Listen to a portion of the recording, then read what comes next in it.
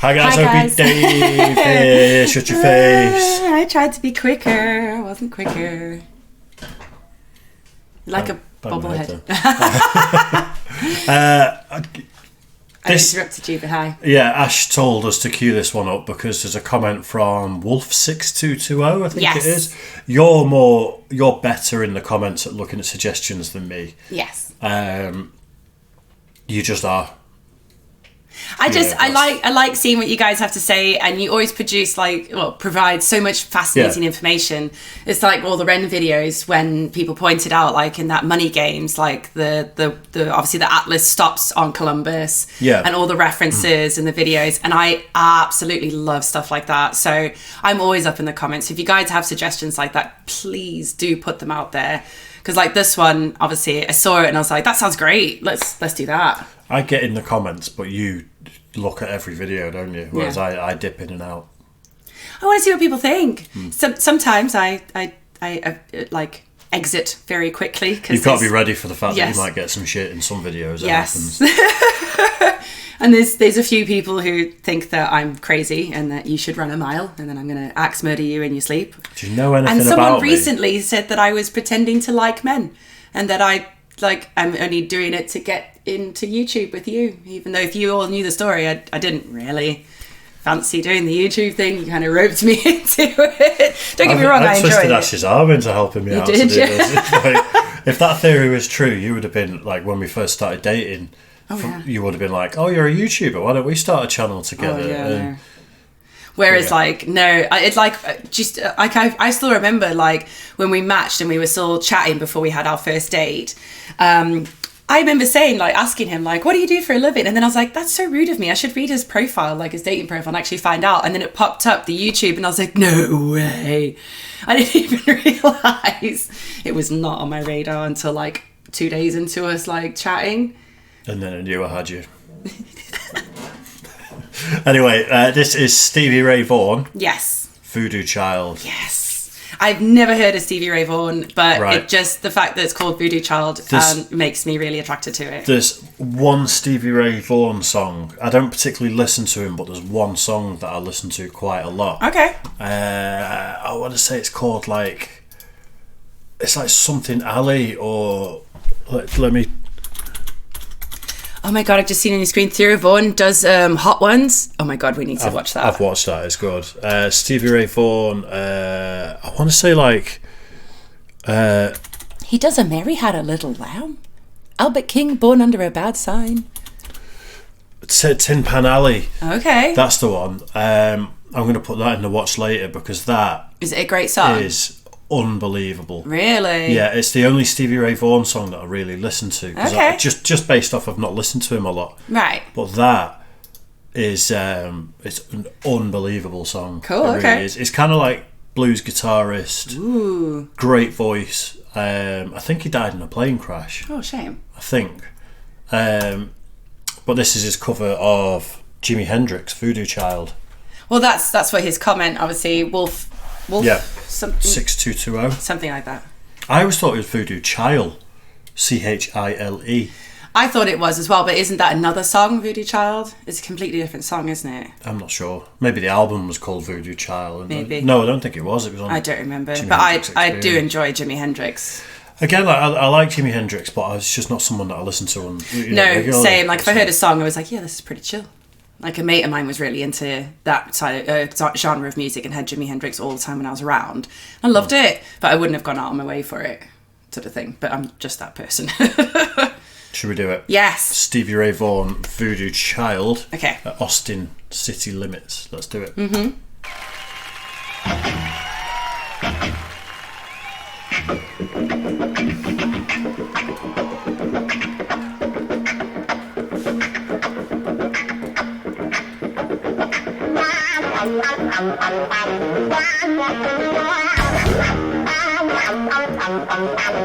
So iconic, that, isn't it? I know, it's so good.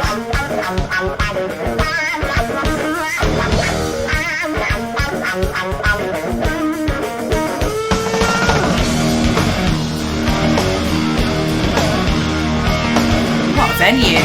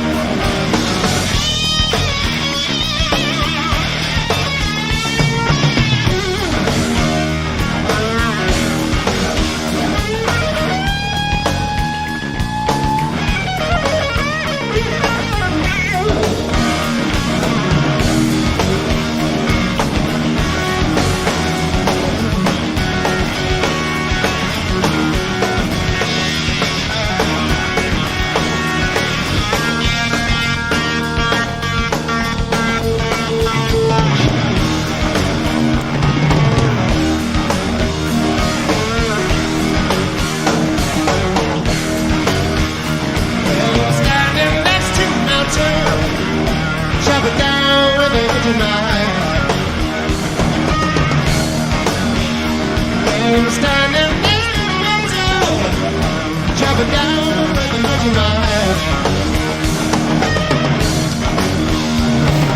Think of all the pieces that's alive. We're gonna raise some tide, 'cause I'm a voodoo child. God knows I'm a voodoo child. He does say voodoo child, doesn't he? Terrible pause. I know, it is a bad pause. It's non-stop. It's so good. He actually, like, the guitar opening is so like Jimi Hendrix, obviously. It is a cover, but it's it's so good. I didn't expect his voice though, because I've never heard Stevie Ray Vaughan. He has got a very blues sort of like kind of voice, doesn't he? I'm no expert on this genre whatsoever. I just like some of the stuff that I hear. But there's someone I listen to regularly nowadays called Marcus King. Okay. Who, for me, is like the modern day version of people like this, where unbelievable guitarist, great voice, like blues, and then the rocky side of blues, and then some mellow stuff, and it's like he's an absolute genius. He really is. It's like, for me, a modern day version of people like that, and Chris Stapleton and stuff like that. Maybe we should react to him. We can do. I absolutely love him, so I wouldn't mind showing you some songs. I like being introduced to more music, so nice. You will like him as well. Have you ever seen the South Park episode where Randy becomes Steamy Ray Vaughan, where he's farting on stage and then he shits himself? No, I've seen Cock Magic, and I've seen when he's what's the Bjorn? Is it when he's the pretends to be the girl singer and his daughter? Lord. Yeah, I am Lord. Love South Park. So do I. God knows I'm a voodoo child.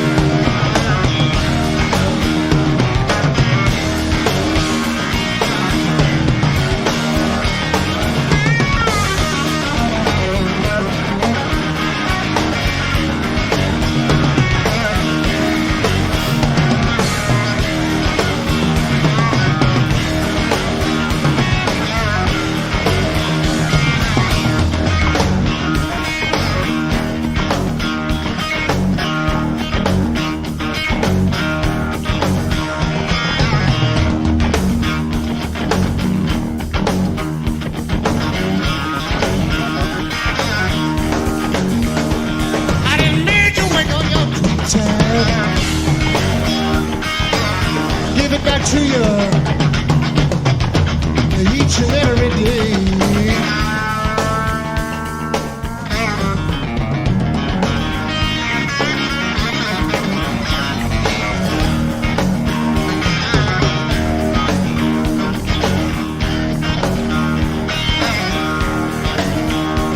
I didn't mean to take up all your sweet time. Give it back to you each and every day.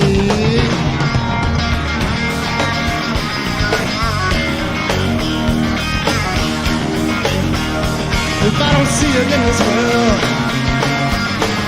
see the next one. Don't be late, don't be late, 'cause I'm a voodoo child. God knows I'm a voodoo child.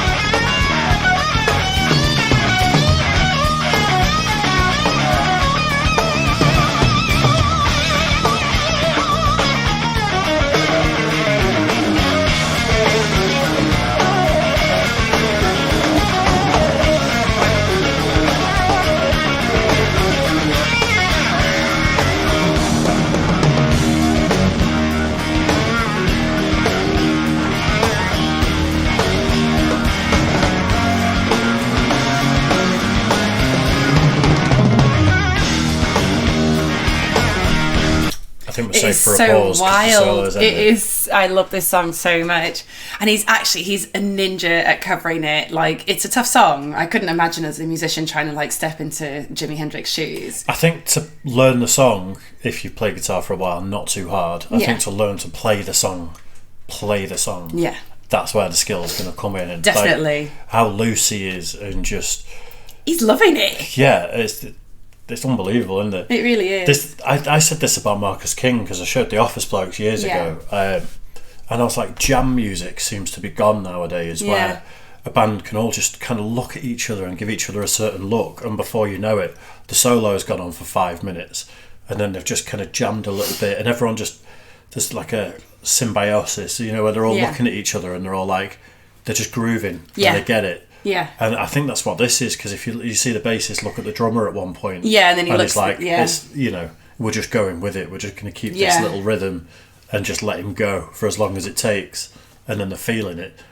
There's not a lot of that nowadays. No, it's true, and they're doing an absolutely amazing job. I'd love to see actual Stevie Ray music, because I've never even heard of him, but he's got an amazing voice. We'll do Tin Pan Alley today. That'd be great. Let's do it, because I'm no expert. I've heard 5 songs maybe, probably heard more in passing, but that is just an unbelievable song. Okay, that's one I'm of his up for as that. far as I know. Amazing.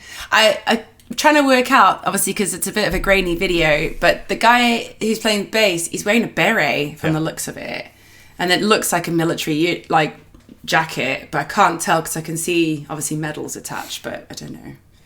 It's interesting. I like seeing what people wear. This is when it's probably the last period that white people really thought they were cool, and dictated fashion and stuff. It was like blues. But they are cool. You can wear the little leather waistcoats and the hats and berets and stuff like that, and people just be like, "Yeah, man, you're fucking cool." But he does look cool. He suits No, I know, it. yeah, and it's like, I mean, blues has just got that, hasn't it? Yeah, it does. Yeah. But yeah, that's He's a dude. It all dipped for us whites at the end of that, didn't it? It all went downhill. It's because we went too wild. We just wear and baggy we're just hoodies and shorts now. It's because fashion went too wild, and they were trying to do all these bizarre. Did you see? I saw it pop up on Instagram the other day. It was a fashion show, and this guy came out, and at the front he was wearing a knitted jumper and knitted baggy bottoms. And as he started to walk, there were obviously the end threads connected to the wall at the back, and it just slowly unraveled his outfit into something else. And it was like, what? What is the life changing, what? darling? Life changing. It's not for us. No. I don't pretend to be into fashion. No.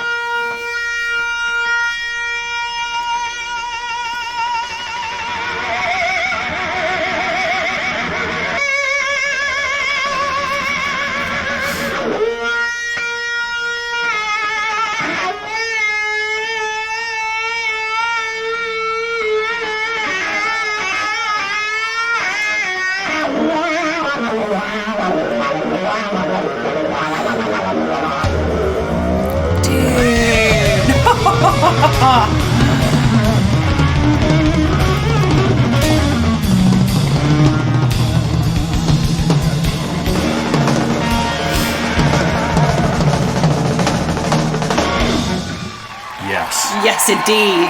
That was unreal. What a venue as well. It looked like an open sort of event. I think it might be a festival, Austin City Limits. Oh, well, there's not many people there though. That's true, but there was TV cameras and stuff as well, so I don't really know. Maybe it was for a music channel. That was absolutely unbelievable. Yeah, it was so much fun. Thank you so much for the suggestion. That was top. We're going to do Tin Pan Alley now. Ooh. I don't even know if my cheeks are sore from smiling, so... It's unbelievable. I love it. I just love it. There's no faking that. No. There's absolutely no faking that. He was in the music. The whole band was in that moment. Yeah. And it was absolutely beautiful. It's exactly how you described it, that you can learn a song, but how well you are part of that song is a completely different kettle of fish, and what separates the musicians and obviously like talent levels. I think that's what differentiates a lot of people like that, is the fact that it's not the notes. Anyone can learn the notes to a degree, but it's just what you put behind it and the emotion. And you hear those bends at the end where he was just doing the same note, but then he was bending it up and then he'd like back turn down in the half, knobs as and then, well. like it's just, it's beautiful. Absolutely incredible. I remember a guitarist called Mike Ammett who played for, doesn't play for Arch Enemy anymore, I don't think. We've never reacted to Arch Enemy, but I'll show you at some point. We talk about women who pioneered badass metal female vocals. Arch Enemy years ago were that. But I remember a quote from Mike Ammett saying he can always tell if a guitarist is nervous by his vibrato, which is when you like wiggle the note. Okay. And I was like, fuck. At that point I was really trying my hardest playing and like trying to play in bands and stuff, and then you get this one guy that's like, oh, I can tell if you're nervous just by the way you bend a note and the little vibrato you had to the end, and that crushed my confidence. Oh no, seriously, just that one comment. What crushed my confidence with the musical career is I tried piano, bass, saxophone, and every single time, just like what we just described about musicians, all my teachers were like, you have amazing technique. You can play every note. Zero rhythm. No soul. No soul, apparently. Soul. It's supposed to be gingers that have no souls, but it's... scientists too. I'm joking. I'm not banding everyone into one group. Anyway, right. Cheers for the suggestion. Yeah. As always, make sure you like and subscribe. Keep your eye out for Tin Pan Alley. Yes. Which will be coming soon. We're going to record it today. Woohoo. And thanks for being with us, and thanks for staying with us. So. Absolutely. Cheers, guys.